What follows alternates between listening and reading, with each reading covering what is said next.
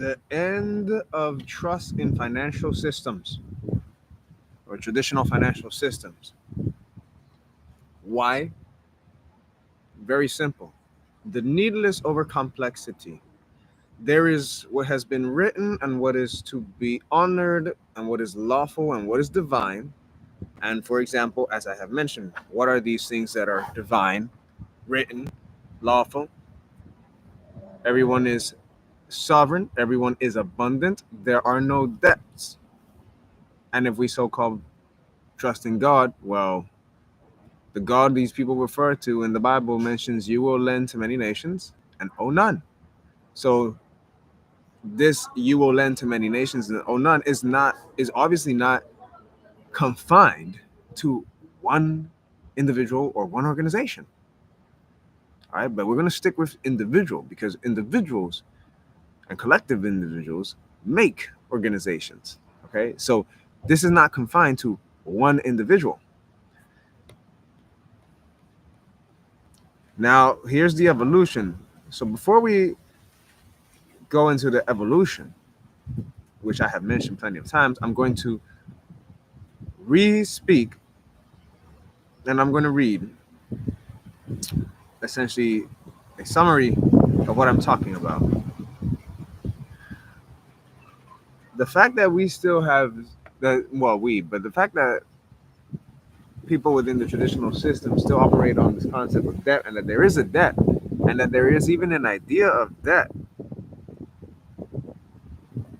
or a conceptualization of financial debt means that again people weren't operating at the full capacity of life.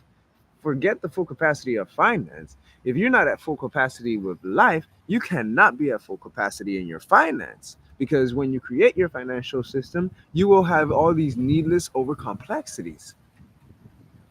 And then of course, as I mentioned in my other videos, when these companies and businesses have created, the fact that they have created or have tried to create and use automated systems and some that are outdated that don't stick to the principle PLE of the interactions and transactions, the contracts, the commerce that people do, makes a boiling pot of over complexities and needing to make more over complex processes because they need to make sure the accounts and the funds are being managed correctly. So they have all these middlemen and all these systems and all these uh, entities, and you got to go through this process and you got to go through this process in order to make sure that your process is legit. And it's just like this is the failure of central banking. One area trying to manage everything with a few partners. And this is why a lot of people are learning these things on finance their own selves. This is why the world of finance continues to evolve to more simplicity. Okay? Many, for those who have been reading the Bill of Exchange Act and Article 3, we know that many bills and bonds aren't treated as the negotiable instruments that they should be. The Bills of Exchange Act used to create and influence Article 3 clearly states how interest is owed to the principal, the bearer, because the bill slash bond, okay, is supposedly a representation of equity. Yet the processes and even old algorithmic tools and engines that companies like, I'm not even going to mention the names anymore because there's no point. They're in the stock market, you know. The engines and these companies and processes that they use, banks, it gets lost in the needless, the truth of what we have and what we create and what we're playing with in the fantasy realm of money. The truth about that gets lost in needless complexity. It's not a self sustaining system. No wonder. Self sustaining, you would see more self sustaining. You wouldn't have the issues of sustaining. But right? And self sustaining is also simple. You wouldn't need to be overly complicated or worry or lost in fear. You wouldn't need to price gouge anything. This is what the mega project works and constantly aims to refine over and over and over to maintain its simplicity and sustainability in the world of commerce or in any interactions that we do with each other or agreements that people have with each other, whether on whatever projects that they're working on or whatever. The goal here is to come together to create efficiency and how we operate, how we treat and view finance. Because what we, again, the world I know and the world many of us know is very simple.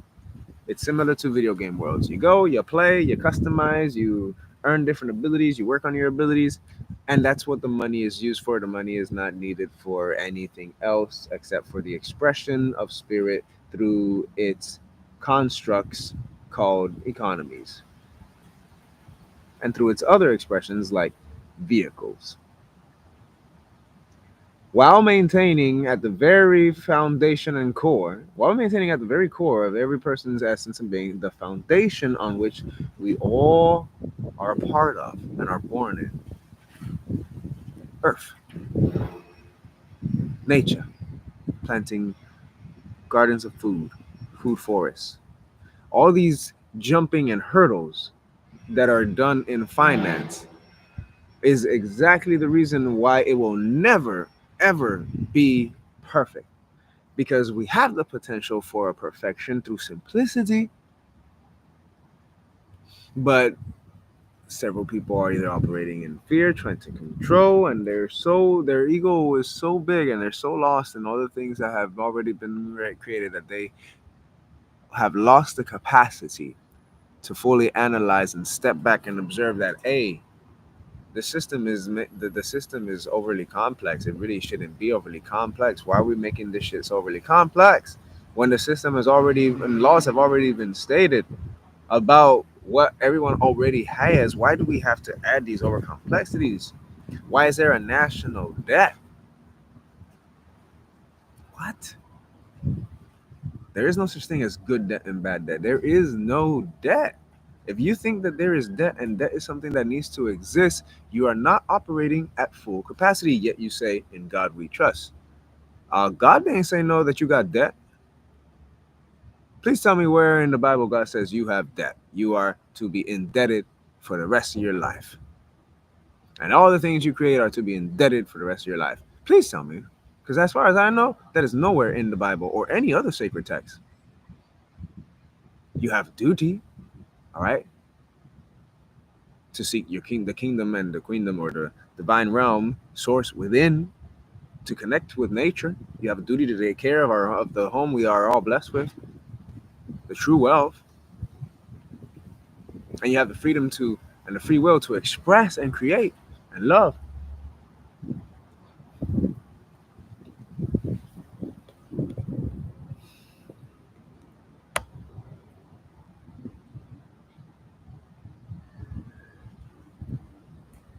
Bills and bonds are supposed to be treated as negotiable instruments, meaning they can be transferred, assigned, or traded, and the bearer or holder in due course, the person holding the bill, is entitled to the rights associated with the instrument.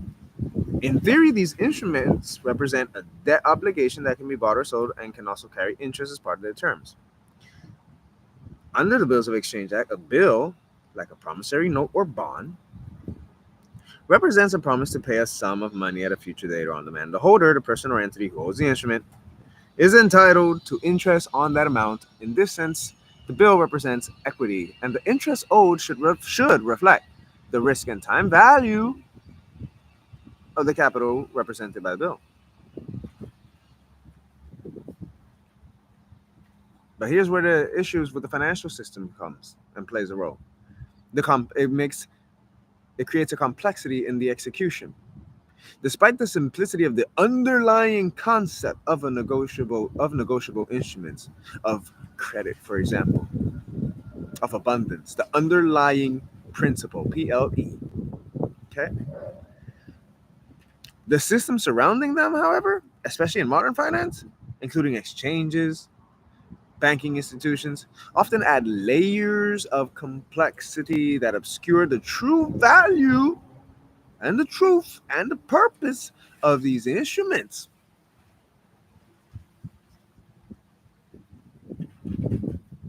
And I would go as far as saying that these instruments obscure the value. So it's not just the layers of complexity and the processes that banking institutions and other businesses and entities and associations and agencies have, but it's also the instrument in itself.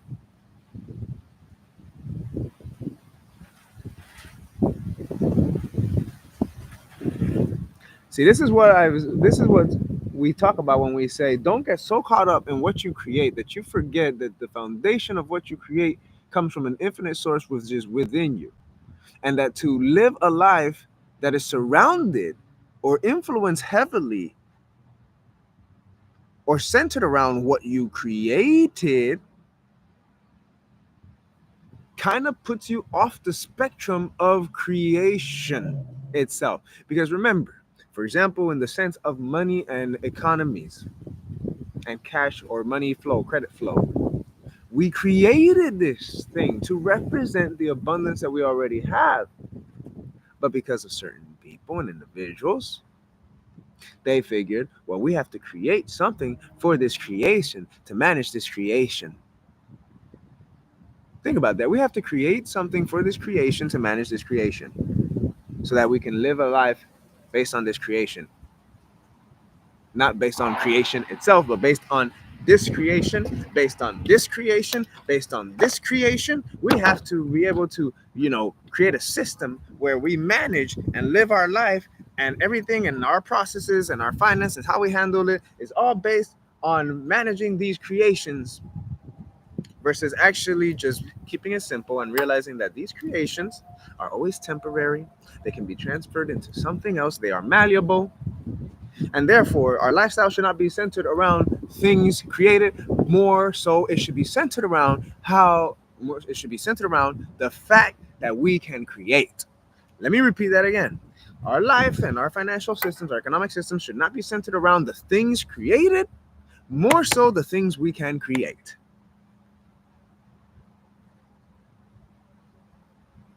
What are some of the things created that people's life is centered around? Mortgages, for example, financial systems, processes, houses, structures, objects, materials. People live this life of material. That life is centered around material. Life is not centered around material. Material only exists because the creative power within all of us created it. That's what life should be centered around: creativity and the constant malleable flow of it. This is why the mega project is so important.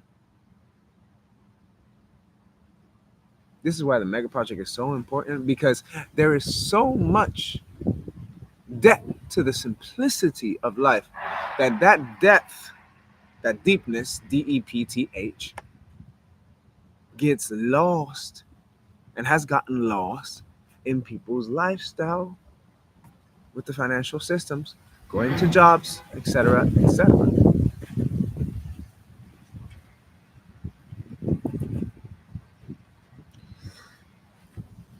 And my other video, I also mentioned about the fintech that is used by some of these companies and the codependency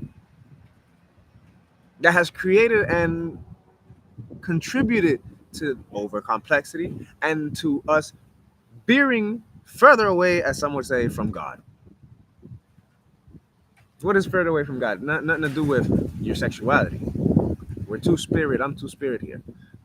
From God means God's truths, the truth of life, that life, God, creation, or creator, however you want to call it, the truth. We veer further and further away from truth.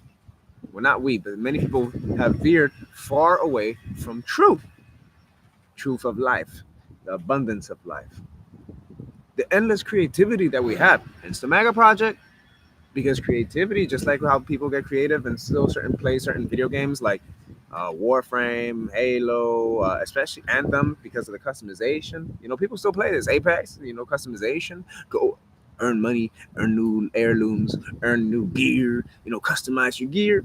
It's art that is endless, and it has energy that is endless.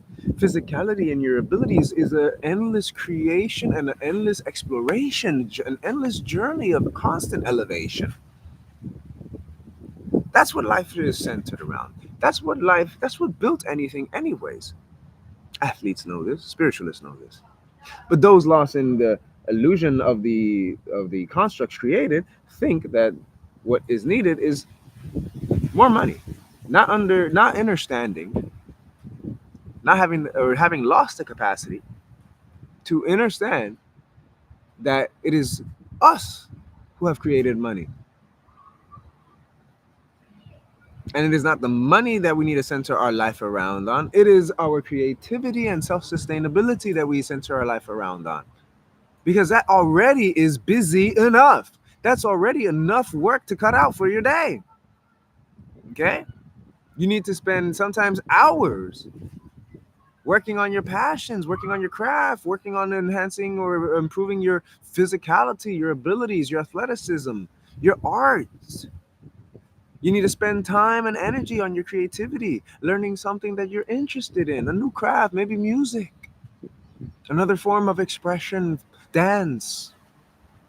These things, improving how you handle relationships, how you flow and elevate others that go through the, up and down sweeps of shadows in their life, turning self-doubt into self-belief, reinforcing it through the experiences that one has already learned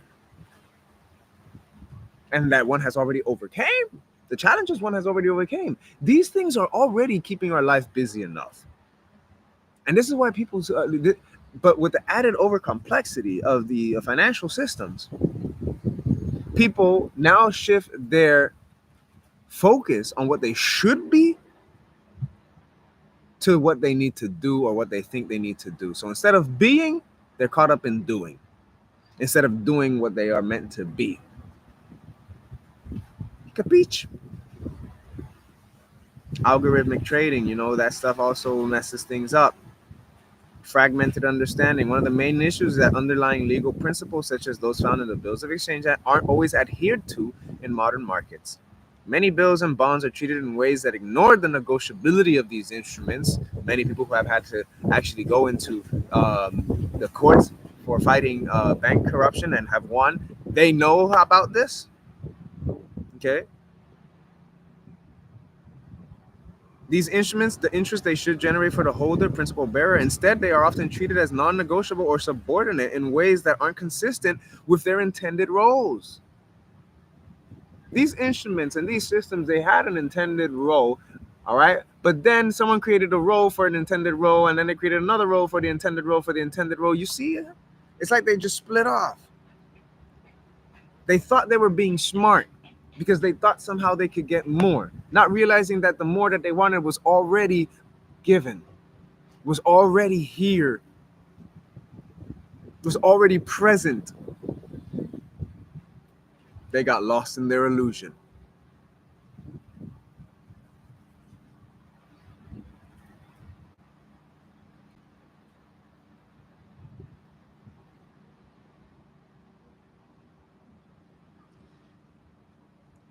Let's talk about a more transparent and simplified system here. I already mentioned my concept. I'm going to talk about how people who work with cryptocurrency, for example, the desire for cryptocurrency and decentralized finance reflects the desire to simplify and reclaim control over the financial system.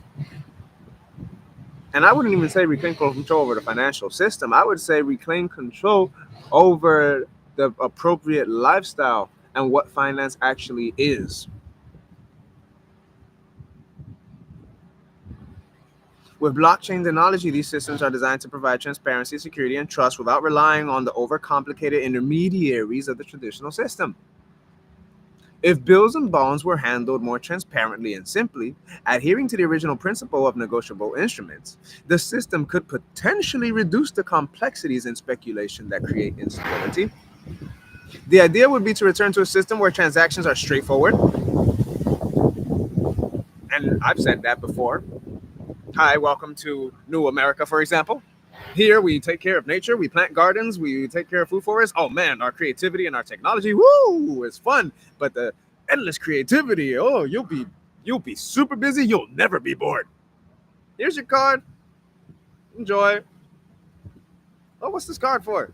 Ah, it's just so you can play the money game. You don't really need it, all right? But so you can play the money game, and trust me, you don't have to worry about needing to win so much. All right. As a matter of fact, I remember when I was in Amway, okay, when I was doing network marketing, I looked at the system, and they don't price gouge, but certain people started to price gouge, and I wasn't too knowledgeable on it. Still have to understand some things, but what I did comprehend from the look of it, just from an observing standpoint, I did comprehend that they keep things at a certain price, so that way it's balanced. There is no inflation going on here. So what do people do? Price gouge. Oh, because we got to get more money. Why would you need more money if you just have infinite credit? You see it? The flaw in that logic? Well, we need more money so we could, invest into other people and in other businesses. How about just teach people that they already have it? Can I say that again? How about just teach people that they already have it? Oh, but we need to help manage. We need to help them manage the complexities of a business. How about just keeping it simple, stupid?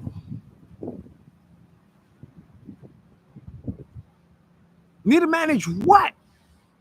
No, whoa, whoa, whoa, whoa. Well, taxes. You got to collect on taxes. You got to the debts, what's been invested, and the people involved.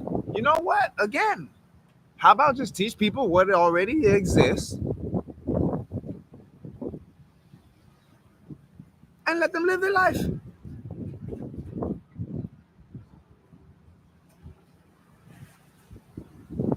Can I get a duh?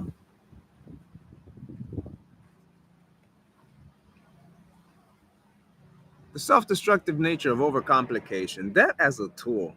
Debt in its purest form is supposed to be a tool for growth and economic expansion, a way to leverage future productivity or equity, according to the system. However, in an overly complex financial system, debt is used as a tool of speculation, and its true purpose gets lost. But I'm going to go back and I'm going to even tell this chat AI that debt is an illusion of scarcity. There is no need for debt when humanity already is bestowed. Hold on. Listen to this, y'all. Humanity is bestowed and endowed with abundance. There is no need for IOUs because people, instead of needing to manage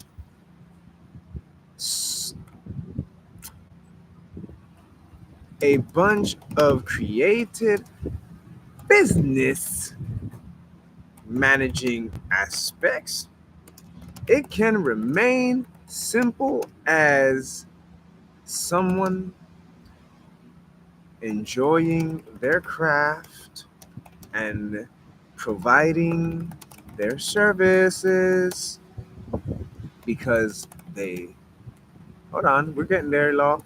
We're getting there, y'all, because they love it, they enjoy it.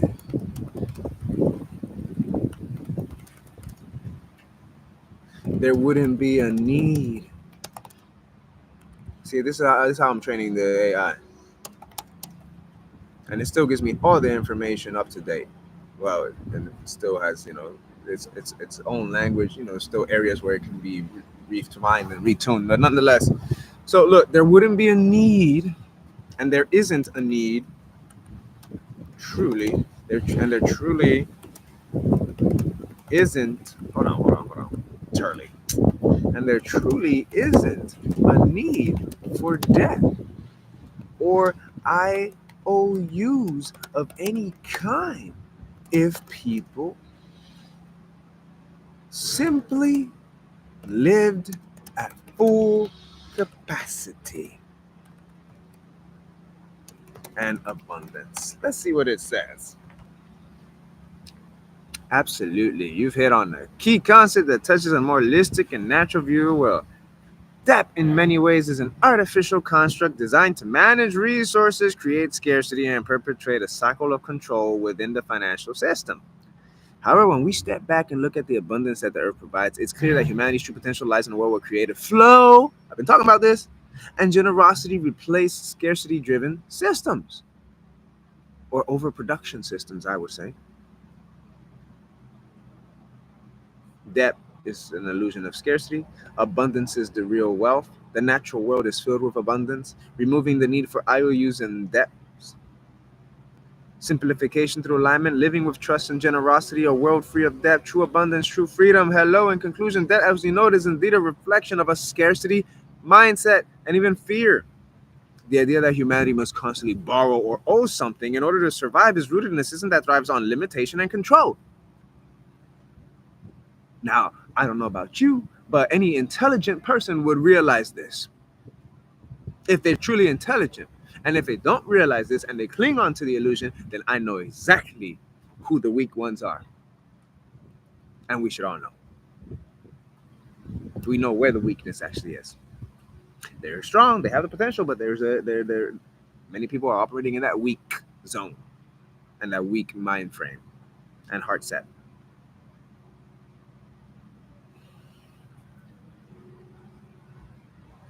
There is no example. I challenge anyone to give me an example why they think money and the way the system works or has worked or has functioned is a necessity. You tell me. I dare you to, in the comments, tell me why you think the system is still necessary. Okay? The way it functions. Tell me why you think debt is still necessary. Let's start with that. Do you think debt is necessary? I challenge any of you to bring me some kind of valid argument that you think is valid as to why debt is necessary. You can bring all the stories and examples you want, and even experiences, personal experiences too. I challenge you to bring that to me on this video or another video in the comment section, and I will reply accordingly. And I will show you just how much of an illusion that truly is. Hands down, with ease. Namaste, y'all. Peace.